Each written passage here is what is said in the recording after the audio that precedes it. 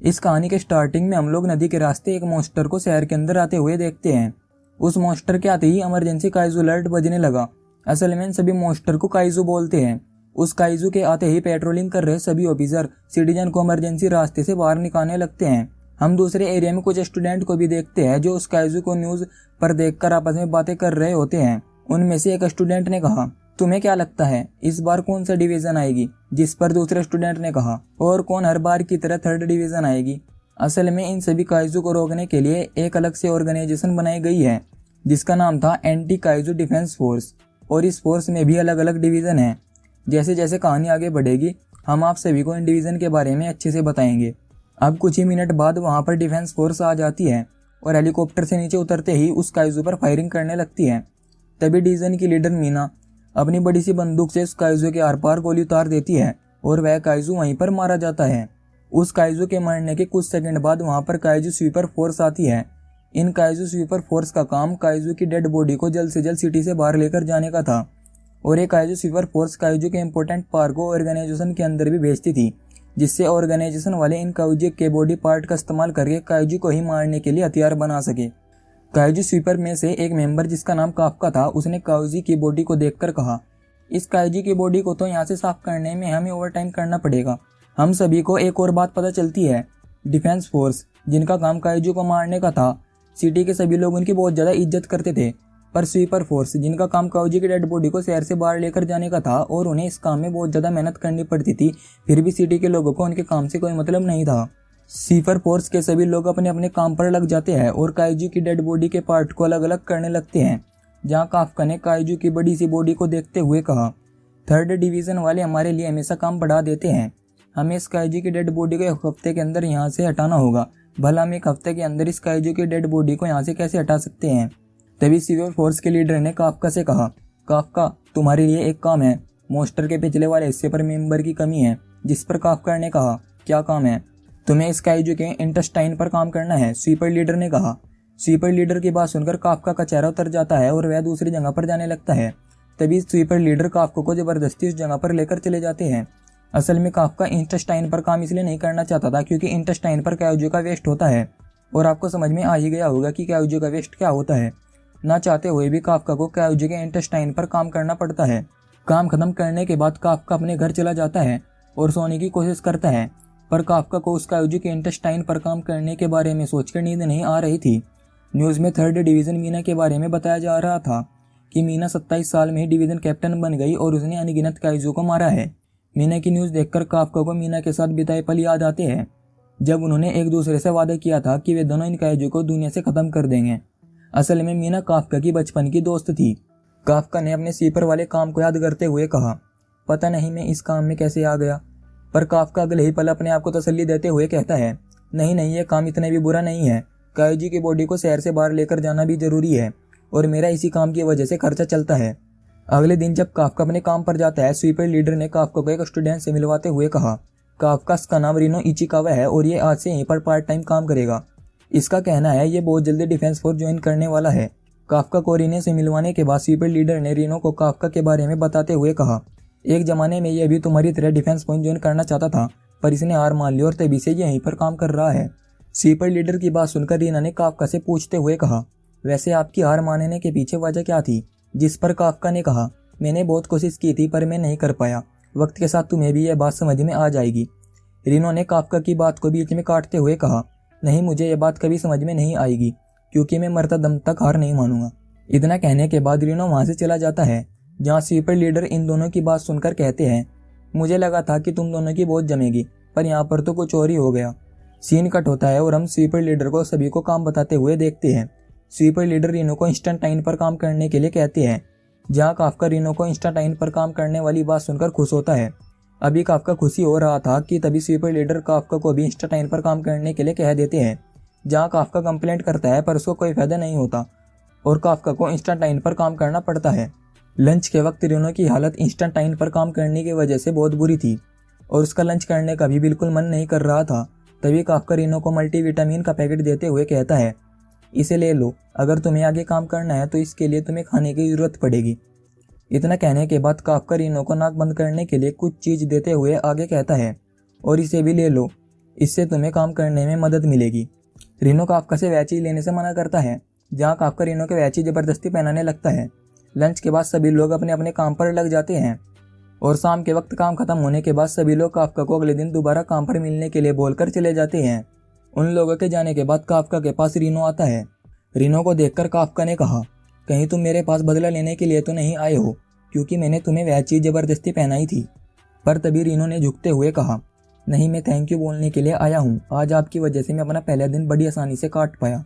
इतना कहने के बाद रीनो वहां से जाने लगता है, पर तभी वह पीछे मुड़ता है और काफ्का से कहता है, वैसे डिफेंस फोर्स में ज्वाइन होने की एज लिमिट 33 साल हो गई है। जब आपने कहा था मैंने हार मान लिया है, उस वक्त आपके चेहरे पर उदासी लगी देखी जा सकती थी। वैसे मुझे इससे कोई फर्क नहीं पड़ता है कि आप डिफेंस फोर्स में ज्वाइन हो गए या नहीं। काफ्का को सारी बात बताने के बाद रीनो वहां से जाने लगता है, पर तभी काफ्का रीनो को रोकता है और उससे कहता है, तुम बहुत अच्छे हो। मैंने जितना सोचा था तुम मुझसे कई गुना ज्यादा अच्छे हो। अभी काफ्का रीनो के साथ बात ही कर रहा था कि तभी रीनो के पीछे एक काइजू बाहर निकलता है और वह रीनो को खाने ही वाला था कि तभी काफ्का रीनो को बचा लेता है। रीनो को बचाने के बाद काफ्का ने रीनो को जल्दबाजी में कहा, रीनो यहाँ से भाग जाओ, जितना जल्दी हो सके इस काइजू से दूर हो जाओ। जिस पर रीनो ने कहा, आप इस काइजू का अकेला मुकाबला नहीं कर पाएंगे। काफ्का ने रीनो पर जोर देते हुए कहा, मेरे मरने से कुछ नहीं बदलेगा, तुम्हें डिफेंस फोर्स ज्वाइन करनी है, यहाँ पर खड़े रहकर अपनी जान मत गवाओ। काफ्का की बात सुनकर रीनो वहां से चला जाता है, जहाँ काफ्का स्काइजू का ध्यान अपने ऊपर खींचते हुए स्काइजू को अपने पीछे लगा लेता है। भागते हुए काफ्का को अपने बचपन की बात याद आती है, जब काइजू ने स्कोर मीना के स्कूल के साथ साथ पूरे शहर को तबाह कर दिया था और उसी वक्त से उन दोनों ने मन बना लिया था कि वे डिफेंस फोर्स ज्वाइन करेंगे और काइजू का मिलकर खात्मा करेंगे। पर इधर काफ्का भागते हुए सोचता है, लगता है आज ये काइजू मेरा खात्मा करने वाला है।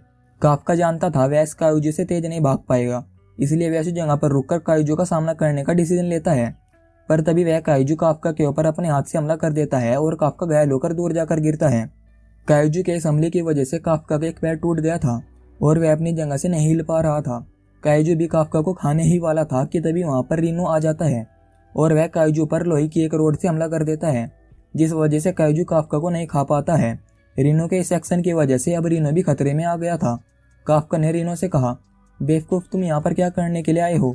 जिस पर रीनो ने कहा, चिंता मत करिए, बहुत जल्दी मदद आ रही है। और हाँ, अगर आज मैं आपको अकेला छोड़ देता तो मैं कभी डिफेंस फोर्स ज्वाइन नहीं कर पाता।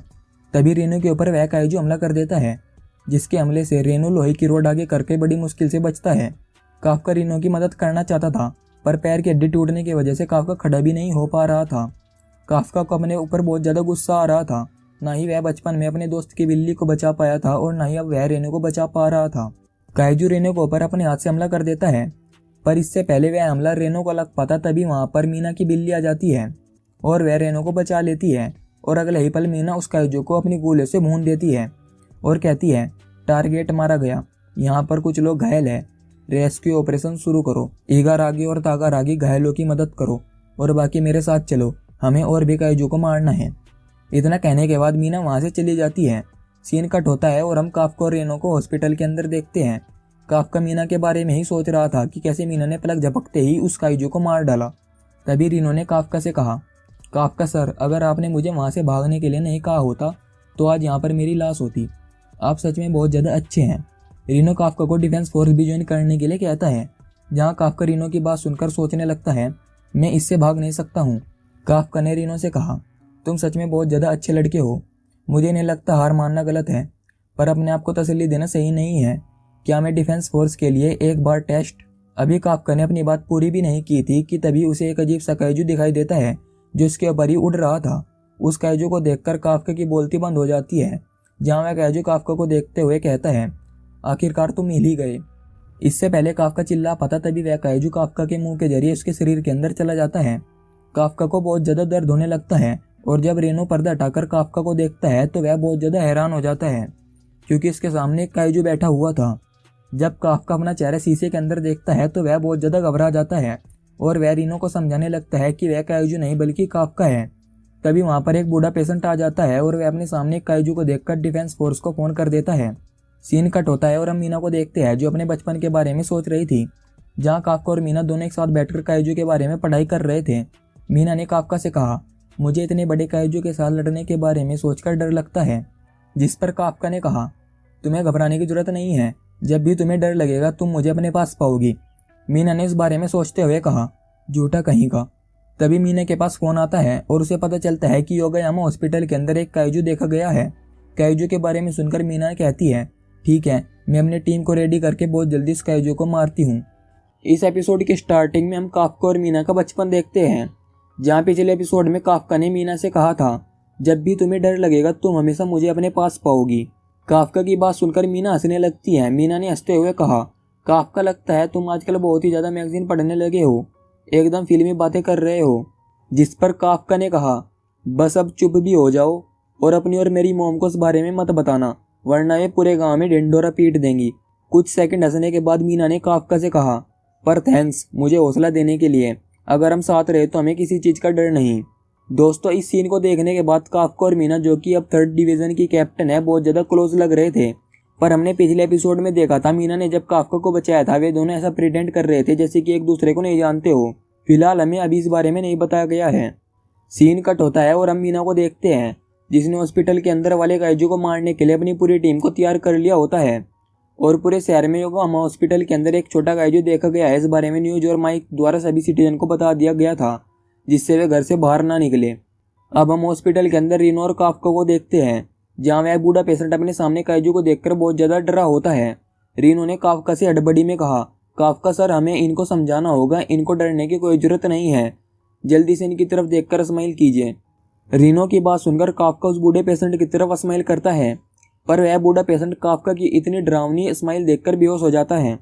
काफका उस बूढ़े पेशेंट के बेहोश देखकर उस बूढ़े पेशेंट को संभालने के लिए जाता है और जैसे ही वह दीवार को छूता है, आधी दीवार टूट जाती है।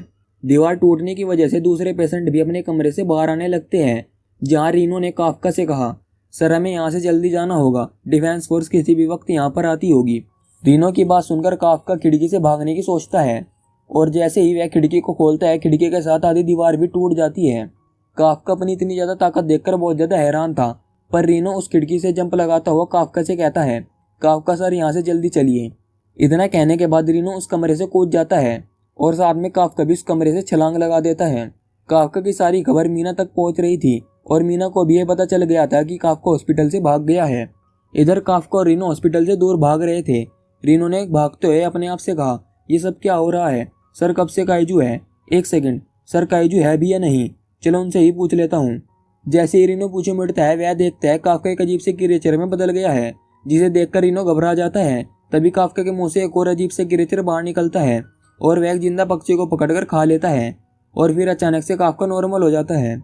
काफका ने भागते हुए रीनो से कहा, रीनो मुझे जाना है। जिस पर रीनो ने पूछा, सर अब आपको कहाँ जाना है? मुझे टॉयलेट जाना है, काफका ने कहा। तभी रीनो का ध्यान नीचे जाता है।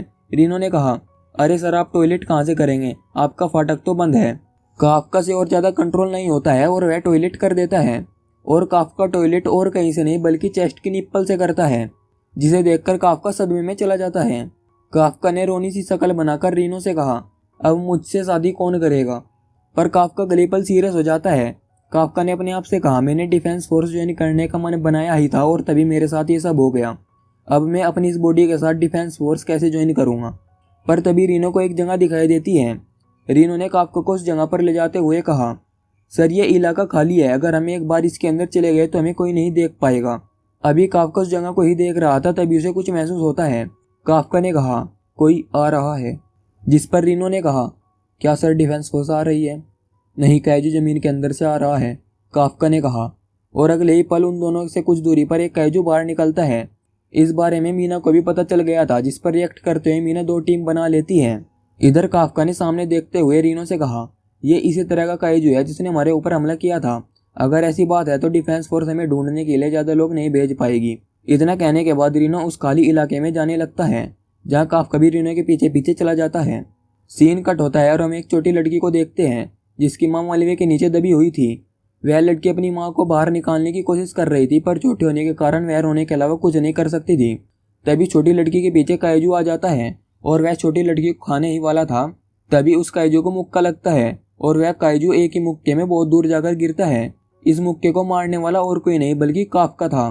काफका अपनी इतनी ज़्यादा ताकत देखकर बहुत ज़्यादा हैरान था, पर अगले पल उसे उस लड़की का ध्यान आता है और इधर वह लड़की अपने सामने एक और काइजू को देखकर बहुत ज़्यादा घबरा गई थी। जहाँ काफका उस लड़की को शांत करने के लिए स्माइल करता है, पर वह लड़की काफका की इतनी डरावनी स्माइल देखकर डर जाती है। तभी उस जगह पर रेनू आता है।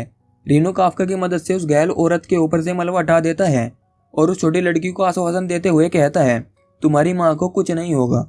इससे पहले रीनो और कुछ सोच पाता तभी वहां पर काइजू दोबारा से आ जाता है, जिसे देखकर काफका ने रीनो से कहा, रीनो इन दोनों को यहाँ से लेकर चले जाओ। रीनो ने पूछा, पर सर आप क्या करने वाले हैं? मैं इस काइजू को जोरदार मुक्का मारने वाला हूँ, काफका ने रीनो से कहा। इतना कहने के बाद काफका उस काइजू को जोरदार मुक्का मारता है और इस बार काफका के मुक्के से उस काइजू के चिथड़े उड़ गए थे। काफका ने उस काइजू को इतनी जोर से मुक्का मारा था, उस काइजू का खून ऊपर से बारिश के रूप में नीचे गिरने लगा था और काफका उस काइजू के खून से नहा रहा था। रीनो ने काफका को देखते हुए कहा, सर एक ऐसी चीज बन गई है जिसकी कल्पना भी कर पाना मुश्किल है। खून की बारिश रुकने के बाद काफका रीनो के पास जाता है और उससे कहता है, यह काइजू मारा गया है, किसी भी वक्त यहाँ पर डिफेंस फोर्स आती होगी, इसलिए मैं यहाँ से जा रहा हूँ। इतना कहने के बाद काफका वहाँ से जाने लगता है, पर तभी वह छोटी लड़की काफका को रोकती है और कहती है, थैंक यू सो मच। उस छोटी लड़की को देखकर काफका को बचपन की मीना याद आती है और साथ में सपना वादा भी याद आता है। तभी रीनो ने कहा, सर सुनिए, मैंने इनके लिए एम्बुलेंस बुला ली है, उनके आने से पहले यहाँ से निकलते हैं।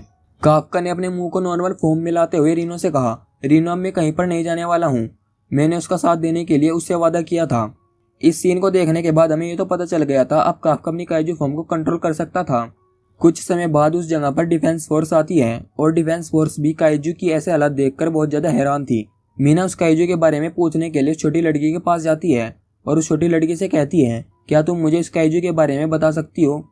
जहाँ वह छोटी लड़की काइजू को याद करके बहुत ज्यादा घबरा जाती है। मीना ने उस छोटी लड़की को घबराते हुए देखकर कहा, तुम्हें घबराने की कोई जरूरत नहीं है, मैं एक दिन सभी काइजू को खत्म कर दूंगी। उस छोटी लड़की ने कहा, पर आप मुझसे वादा कीजिए आप उस अच्छे वाले काइजू को नहीं मारेंगी जिसने मेरी मोम को बचाया था। सीन कट होता है और हम 3 महीने बाद रीनो को काम पर देखते हैं। न्यूज पर काफका के बारे में बताया जा रहा था। डिफेंस फोर्स ने काफका को काइजू नंबर 8 का नाम दिया था। इन 3 महीनों के दौरान काफका और रीनो ने डिफेंस फोर्स में ज्वाइन होने के लिए टेस्ट दिया था, जिनके आज रिजल्ट आ गए थे। जब रीनो अपना रिजल्ट खोलकर देखता है तो वह पास हो गया था। अब रीनो काफका का रिजल्ट लेकर काफका के पास साइट पर जाने लगता है, क्योंकि काफका आज पहले ही काम पर चला गया था। रीनो साइट पर पहुंचने से पहले ही काफका का रिजल्ट देख लेता है, जिसमें काफका भी पास हो गया था। रीनो उस खबर को बताने के लिए जल्दी से काफका के पास जाता है और वह साइट पर जाकर देखता है काफका अपनी काइजू फॉर्म में बैठकर खाना खा रहा था, जिसे देखकर रीनो काफका को बहुत ज्यादा डांटता है और कहता है, आप अपने आप को एक्सपोज क्यों कर रहे हैं? आप जानते भी है अभी भी न्यूज पर आपके बारे में ही बताया जा रहा है। इतना कहने के बाद काफका अपनी नॉर्मल फॉर्म में आ जाता है। हमें 3 महीने पहले के बारे में बताया जाता है, जहाँ काफका और रीनो हॉस्पिटल के अंदर वापस चले गए थे और उन्होंने सभी को बताया था कि काइजू देखने के बाद वे दोनों भाग गए थे। प्रेजेंट टाइम में रीनो काफका को उसको रिजल्ट देता है और काफका रिजल्ट देखने के बाद कहता है, चलो ठीक ही है। रीनो ने कहा, मुझे तो लगा था आप रिजल्ट देखने के बाद बहुत ज़्यादा खुश होंगे। जिस पर काफका ने कहा, मैं फर्स्ट राउंड में तो हर बार पास हो जाता हूँ, पर मैं सेकंड राउंड पास नहीं कर पाता हूँ। काफका ने सेकंड राउंड पास करने के लिए 3 महीने जी तोड़ मेहनत की थी, पर वह ये भी जानता था सेकंड राउंड पास करने के लिए बहुत लोग आएंगे जिनके सामने वह कुछ भी नहीं, पर वह फिर भी टेस्ट देना चाहता था क्योंकि उसका आखिरी मौका था। रीनो ने काफका से कहा, सर अगर आप एग्जाम के दौरान पकड़े गए तो मैं आपको बचाने के लिए नहीं आऊँगा, क्योंकि एग्जाम के वक्त मैं आपका राइवल रहूँगा। रीनो की बात सुनकर काफका भी खुश होता है। काफका पानी पीने के लिए बोतल उठाता है और उसे खोलने लगता है, पर उस बोतल का ढक्कन नहीं खुलता है, जिसे खोलने के लिए काफका अपनी काइजू फॉर्म का इस्तेमाल करता है। काफका को बात बात पर काइजू फॉर्म इस्तेमाल करते हुए देखकर रीनो को गुस्सा आ जाता है और वह काफका से कहता है, मुझे नहीं लगता आप टेस्ट देने के लिए तैयार हैं, अभी आपको और ज़्यादा मेहनत की जरूरत है।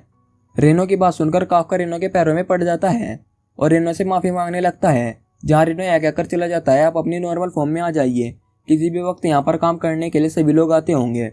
अब कुछ दिनों बाद वह दिन भी आ जाता है जिस दिन डिफेंस फोर्स सिलेक्शन टेस्ट का सेकंड राउंड होने वाला था। काफका रीनो अपनी कार पार्क करने के बाद बाहर निकलते हैं और उस जगह को देखने लगते हैं। रीनो ने उस जगह को देखते हुए कहा, तो ये है डिफेंस फोर्स का ताचिकावा बेस। दोस्तों, डिफेंस फोर्स के बहुत सारे बेस हैं और आज ताचिकावा बेस पर सेकंड राउंड का टेस्ट होने वाला है। उस जगह पर हम बहुत से बंदों को भी देखते हैं जो टेस्ट देने के लिए आए थे। तभी काफका की एक लड़की ने कहा, ओ अंकल। उस लड़की की बात सुनकर काफका ओवर रिएक्ट करने लगता है, क्योंकि इस लड़की ने काफका को अंकल कहा था, पर उस लड़की ने कहा, जो ये खटारा यहाँ पर खड़ी है, क्या ये आपकी है? हटाइए इसे, मुझे यहाँ पर अपनी कार पार्क करनी है। काफका ने चिल्लाते हुए कहा, पूरा पार्किंग लॉट खाली है, क्या तुम्हें यही जगह मिली है? हाँ, मुझे इसी जगह पर पार्क करनी है क्योंकि आज का मेरा लक्की नंबर 5 है, उस लड़की ने कहा। जिस पर काफ्का ने उस लड़की पर चिल्लाते हुए कहा, क्या तुम पागल हो? अगर ये अंकल तुम्हें तमीज सिखाने पर आ गया तो दिक्कत हो जाएगी। उस लड़की ने काफ्का की बात को अनसुना करते हुए कहा, तो इसका मतलब आप ऐसे नहीं मानोगे, चलो मैं खुद ही कर लेती हूँ। इतना कहने के बाद वह लड़की अपने कपड़े नीचे करके सूट दिखाती है और कार को एक हाथ से उठाकर उसे दूर फेंक देती है। असल में ऐसा इस लड़की ने इस काले सूट की मदद से किया था। इस सूट की डिटेल को अगले एपिसोड में अच्छे से बताया जाएगा। इस लड़की की ऐसी ताकत देखकर इन्होंने कहा, तुम आखिरकार हो कौन? उस लड़की ने कहा, एग्जामिनी नंबर 2016 इकोरोसिनोमिया। मेरी हॉबी है काइजू की जान लेना, यह बात कभी मत भूलना। लड़की का सरनेम सुनकर रेनो हैरान था। तभी उस लड़की ने काफ्का के पास जाते हुए कहा, वैसे अंकल बचकर रहना, पता नहीं क्यों आपके अंदर से काइजू की बू आ रही है। किकोरो की बात सुनकर रेनो ने कहा, अरे वो इसलिए क्योंकि हम काइजू के डिस्पोजल का काम करते हैं। रेनो की बात सुनकर किकोरो कहती है, यहाँ पर काइजू सुपर फोर्स वाले क्या कर रहे हैं? तभी किकोरो काफ्का को देखती है, जिसे देखकर वह बहुत ज्यादा हैरान हो जाती है क्योंकि काफ्का ने बिना सूट के ही कार को उठाकर सीधा कर दिया था। काफ्का ने किकोरो के ही लहजे में कहा, एग्जामिनी नंबर 2032 काफ्का इबिनो, नाम याद रखना, समझे क्या? पर इससे पहले काफ्का आगे कुछ कह पाता तभी किकोरो का ड्राइवर पार्किंग नंबर 55 में अपनी कार पार्क कर देता है और किकोरो वहां से जाते हुए कहती है, मैं आपको बहुत बुरी तरह हराऊंगी काफ्का इबिनो।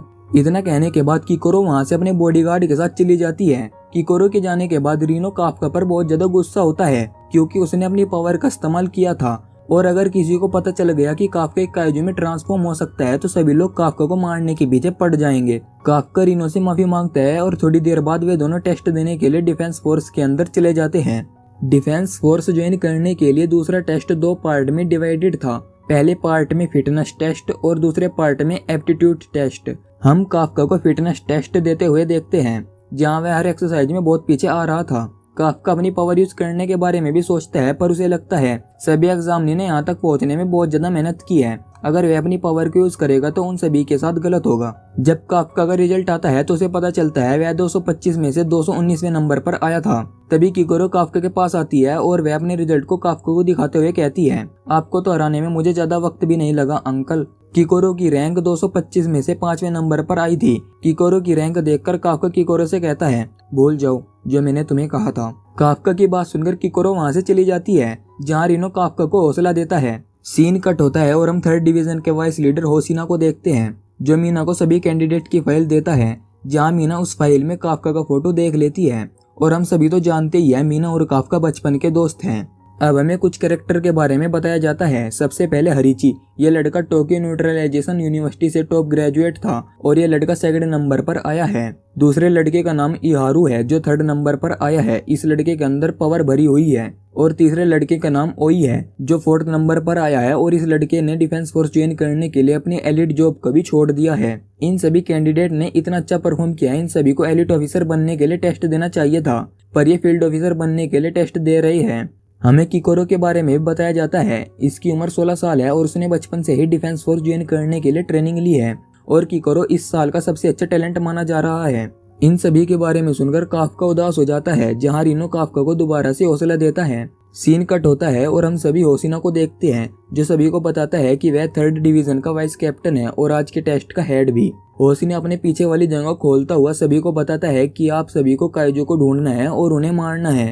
होसिना की बात सुनकर काफ्का और रीनो बहुत ज्यादा हैरान हो गए थे क्योंकि उन्हें तो लग रहा था कि उन्हें काइजू की बॉडी को ढूंढकर डिस्पोज करना है और पिछले 2 साल से एटीट्यूड टेस्ट में ऐसा ही हो रहा था। पर होसिना आगे बताता है, आप सभी को ऐसे ही खाली हाथ इस एरिया के अंदर नहीं भेजा जाएगा। अब हम सभी कैंडिडेट को एक जगह के अंदर देखते हैं जहां पर सभी कैंडिडेट के लिए सूट तैयार किए गए थे। जब रीनो वह सूट पहनता है तो वह सूट उसके शरीर के हिसाब से अपने आप ही एडजस्ट हो जाता है। होसिना बताता है इन सभी सूट को काइजू के ऑर्गन से बनाया गया है और फिलहाल डिफेंस फोर्स के पास इससे बेहतर कोई भी हथियार नहीं है। अब कंट्रोल रूम के अंदर बैठी हुई एक ऑफिसर सभी से कहती है, अब मैं आपकी अनलिश पावर के बारे में बताने वाली हूँ। असल में जो भी पर्सन इस सूट को पहनकर जितनी ज्यादा पावर अनलिश करता है वह उस सूट की उतनी ही ज्यादा पावर का इस्तेमाल कर सकता है और समय के साथ ये पावर बढ़ती जाती है। रीनो ने इस सूट की 8% पावर को अनलिश किया था, हरीची ने 18%, ओए ने 15% और इहारू ने 14% पावर को अनलिश किया था।